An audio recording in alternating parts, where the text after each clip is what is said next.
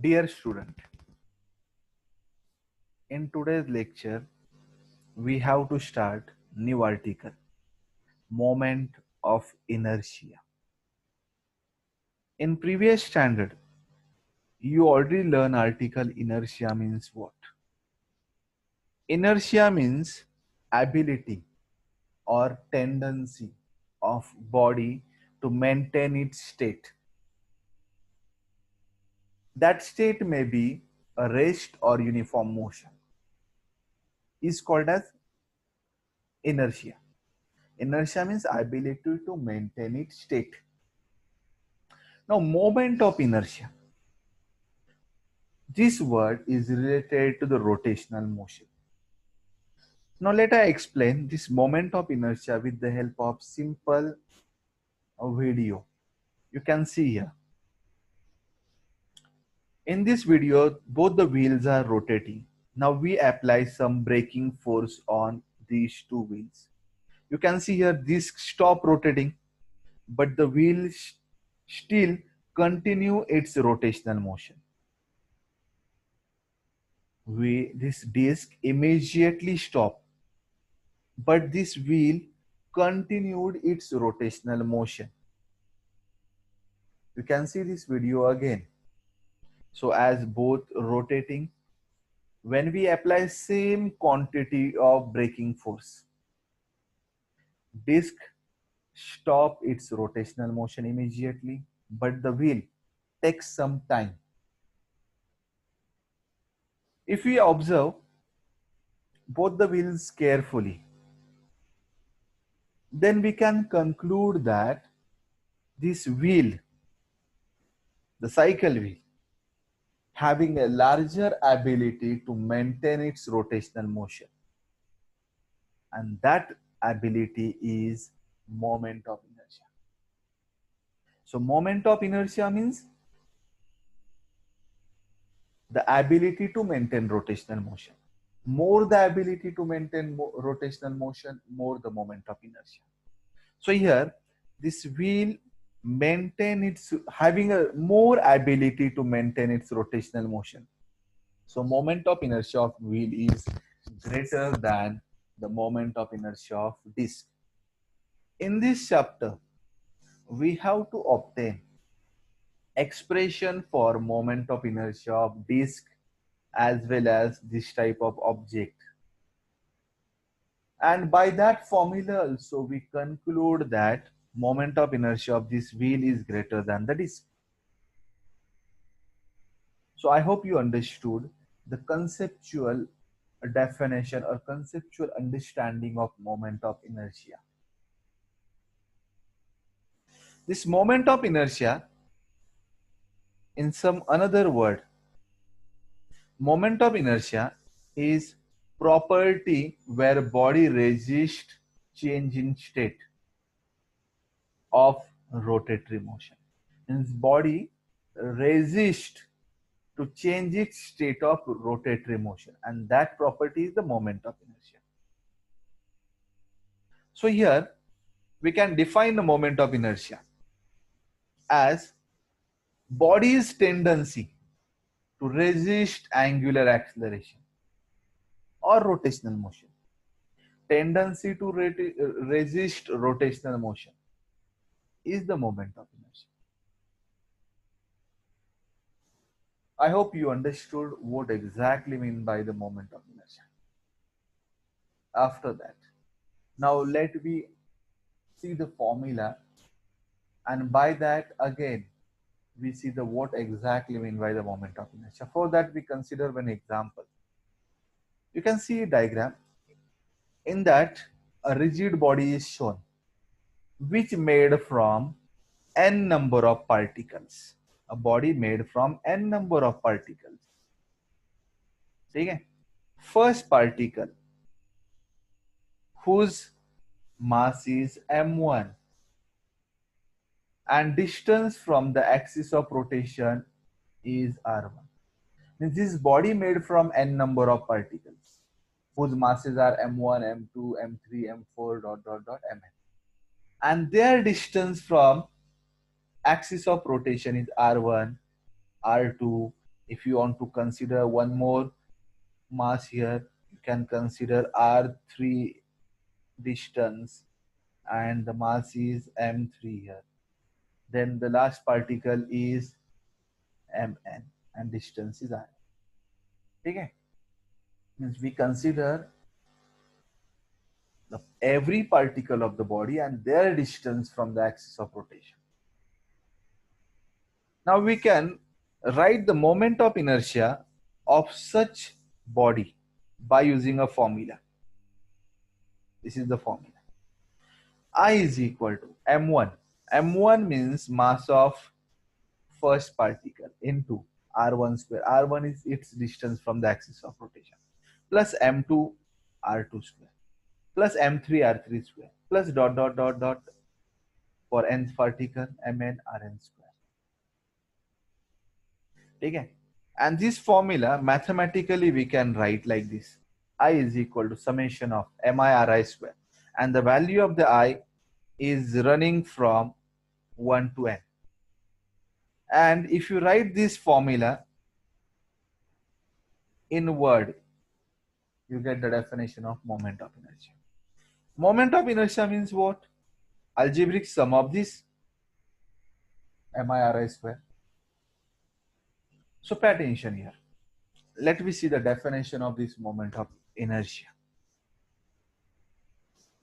So moment of inertia is defined as sum of, in this summation sign, product of multiplication, mass of each particle, and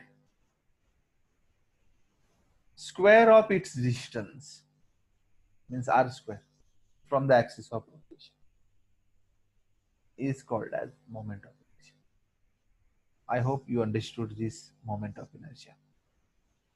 You have to remember this formula, and this formula you have to write in word, you get the definition. Now SI unit, unit of mass multiplied by unit of distance square. Unit of mass kg, distance unit is meter, and distance square is meter square. So kg meter square is the SI unit. So you can write dimension also. So mass meter raised to 2.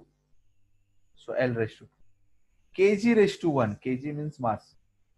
Okay? So meter raised to, so m raised to 1. So L to m1 is the dimension.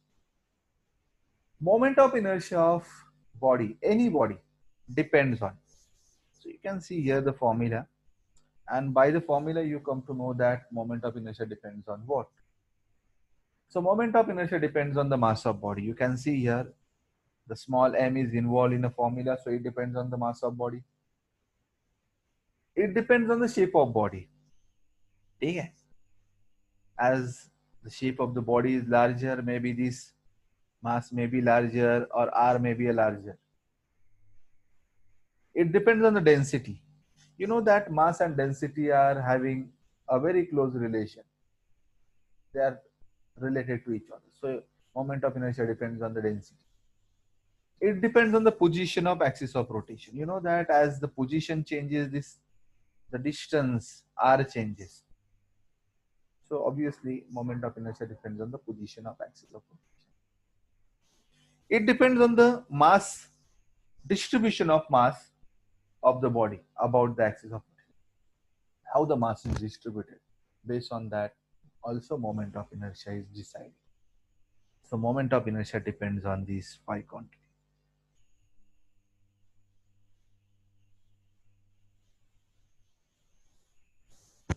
Now after that, in this chapter, we have to use analogies between linear and rotational motion. We have to use analogies between linear and rotational motion.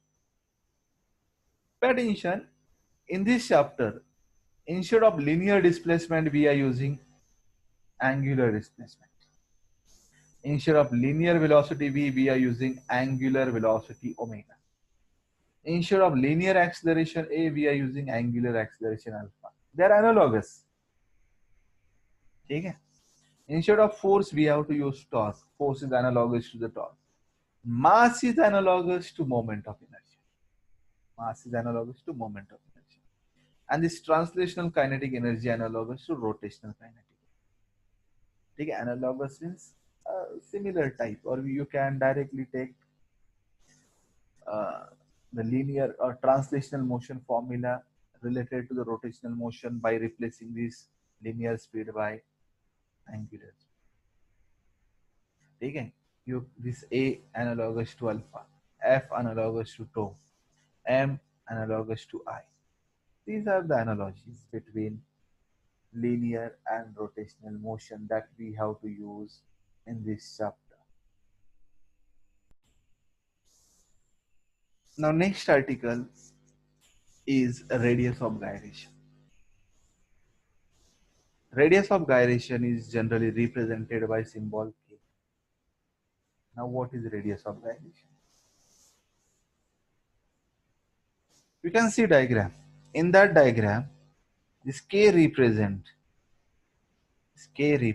radius of gyration. Now you come to know that what is the radius of gyration. So this distance O to C, distance is the radius of gyration. Now O is what? So you can say that it is axis which is passing through the point O. Okay?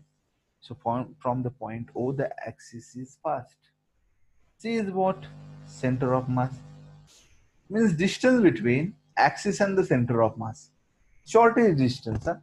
We are not considering the long. Shortest distance between center of mass and the axis is the radius of gyration.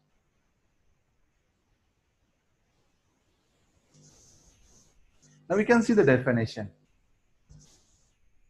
The distance between axis of rotation. Okay, distance between the axis of rotation in this point and the point at which entire mass of the body is supposed to be concentrated in center of mass,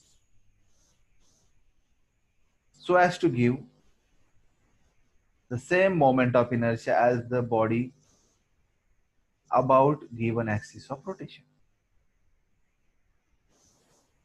This distance is radius of gyration.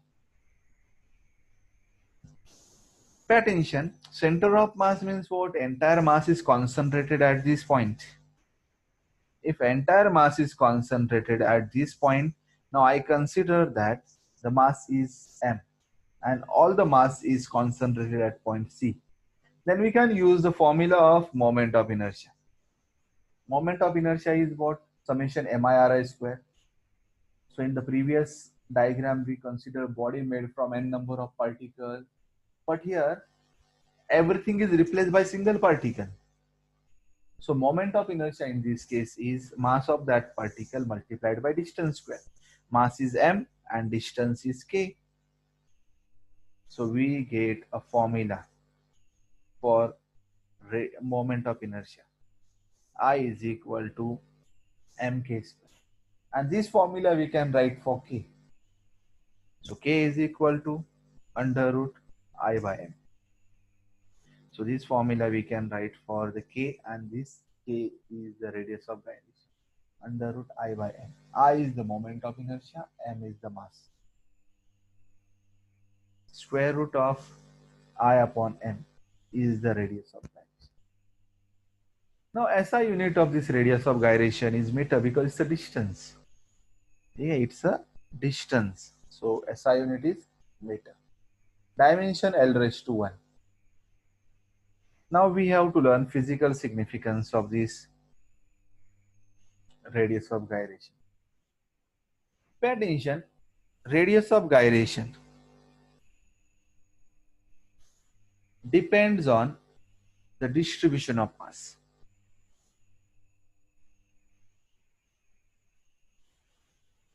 Or we can say that in another word, here I written mi, moment of inertia of body depends on distribution of mass around the axis. Similar manner. You can see the formula here. This radius of gyration also depends on I. So radius of gyration gives idea about the mass distribution. It gives idea about mass distribution. So we can write here, radius of gyration measures the distribution of mass around the axis of rotation. It gives idea about the distribution of mass. Now here we have to discuss smaller value of this radius of gyration. If the radius of gyration is smaller, it means that mass distribution is closely packed, or the mass distribution is, we can write, if the smaller k means mass is closely distributed. Okay, or mass distribution is closely packed. If k is smaller, you remember k is smaller means the body is smaller and mass is closely distributed. Similar manner we can write larger value of the k means if the radius of gyration is larger, it represents that mass of the body is widely distributed. Mass is widely distributed. This is a physical significance of radius of gyration.